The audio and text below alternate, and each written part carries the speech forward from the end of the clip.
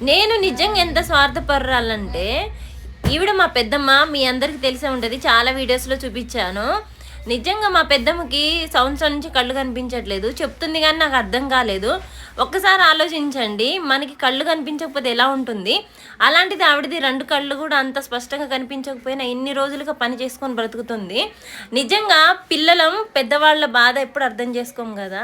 మన హ్యాపీనెస్ మనకే ఉంటుంది. కానీ ఒక ఏజ్ వచ్చిన తర్వాత వాళ్ళు ఎంత బాధపడ్డారో మనకు అర్థమవుతుంది. అలాగా నాకు కళ్ళు తెరుచుకున్నాయి. అందుకే వెంటనే పిలిచి మా పెద్దమ్మకి సర్జరీ చేయించాలనుకున్నాను. నేను ఆ పొజిషన్‌లో ఉంటే పాపం తను ఆగేది కాదు కదా! నాకు ఒక్కసారి ఆలోచన రాగానే చాలా బాధ అనిపించింది. మేము వచ్చే దారిలో ఒక ఆటో యాక్సిడెంట్ అయింది. నిజంగా ఒక అమ్మాయి ఉంది, ఏం కాలేదు చూస్తున్నారు కదా!